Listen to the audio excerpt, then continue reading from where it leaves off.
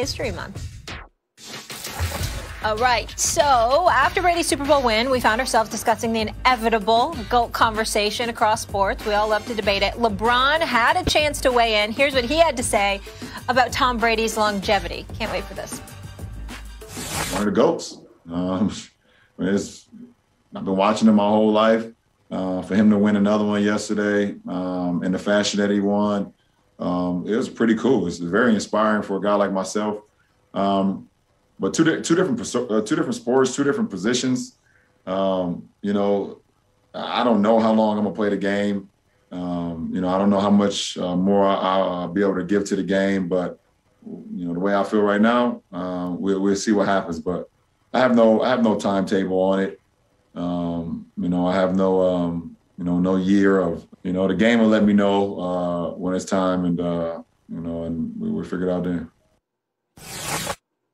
Well, it certainly isn't the time because he's still playing at an MVP level. Big Perk is in the building on your screens. How we doing, Kendrick Perkins? Always good to see you, sir. I will get to you in just a moment. Good morning. Good to see you. Good morning to you, Molly. Max. Good morning. Good morning. Good morning. Max, Perk. You know what it is. Oh, my goodness. All He's right, guys. Scowling. So Tom Brady's already eclipsed a little bit. 20 years. He's focused. He's ready to take you on and take you down. That's a matter of fact. Tom Brady's already played 20 years in the NFL. LeBron's approaching it. I think he's at year 18. Max, what would LeBron have to do? We're always talking about LeBron and MJ. What does LeBron have to do to catch Tom Brady? Yeah, before you can catch MJ, who's #1 in any sport all time, catch Tom Brady. Right. Has he caught Tom Brady already or no? Because Tom Brady doesn't have a Michael Jordan in football that he had to pass by. I thought Tom Brady passed Joe Montana years ago. Like when he got to 5, he passed Joe Montana. Even when they were tied, I thought maybe Brady's got him. And so there's no, and Montana was the greatest ever in my opinion, but not Michael Jordan. So it's a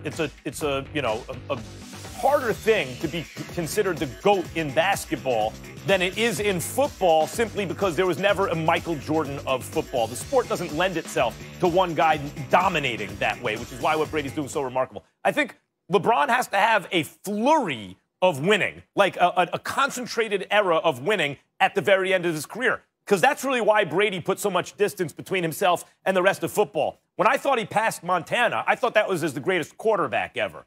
But at this point, he's clearly the greatest player ever. And that's because since I made the Cliff prediction, that was 5 years. He's been to 4 Super Bowls and won 3. He'd never done that in his entire career until that point. Never. He played 15 years until that point. He went to 6 Super Bowls and won 4. And then in the next 5 years, he went to 4 and won 3. That's what makes him in a class by himself. Now, LeBron is in a position where he might do that. LeBron is on a team that's a powerhouse, in a market that's attractive to free agents, with a very competently run organization, with another superstar who may be just in his prime now, at his very absolute best now, in Anthony Davis. Yes, LeBron could do it. He got to L.A., he won 1.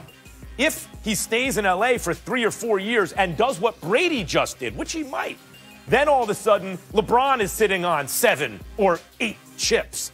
And he did it because of this incredible flurry of championships toward the very end of his career. And Perk, let me just say this. Football, many, many quarterbacks are great still in their late 30s. The reason I predicted the cliff, meaning not a decline, but a sudden fall off, is because Favre and Peyton Manning and others were like, oh my God, at 37, 38. They've never been better. And then all of a sudden they weren't good anymore. But in the NBA, that never happens. Because of the miles you run in the NBA, you don't see 37 and 38-year-old MVPs like you do frequently in the NFL.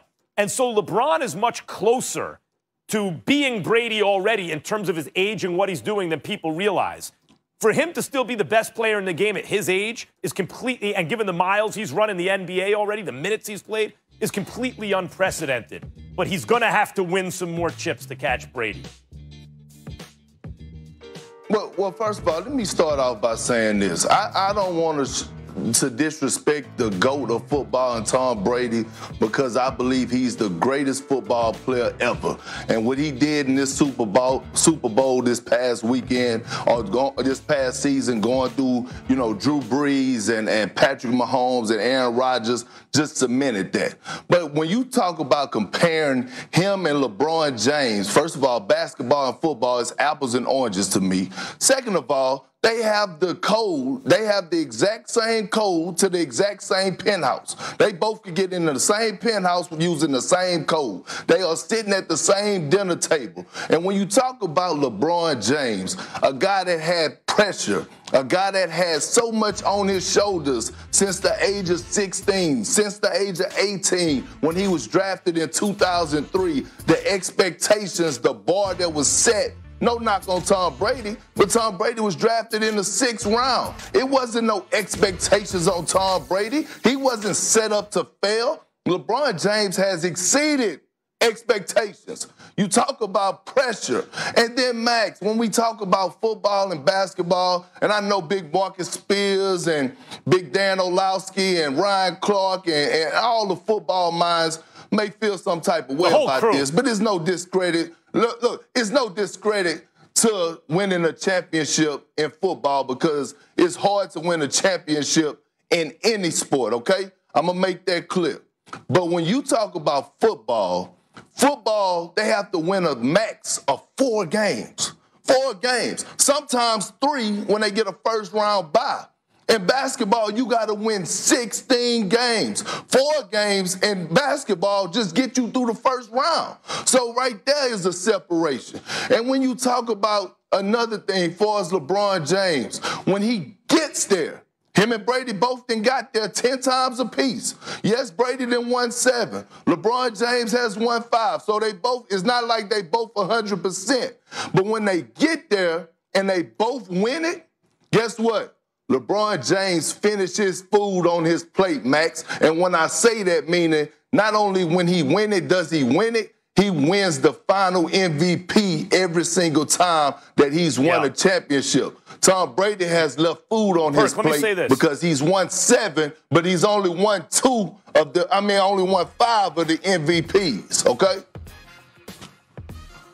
This is the thing about Brady, though, that's remarkable. I take what you say the other way. And by the way, the football guys say it's harder in football, basketball guys say it's harder in basketball, but I take it the other way. In a one-and-done tournament, you know, the fact that Brady's got 7 rings in one-and-done tournaments in a league that promotes parity unlike any other, because there's a hard cap. The fact that, and he did it with Belichick the whole time, but then he switches teams and they do it right away. And you talked about the gauntlet of quarterbacks he had to run through. To me, that's more impressive. It means with the chips are always on the line, and you always have to come out on top. So Brady has that winner thing about him, the aura, in a different way than LeBron. LeBron had to learn that.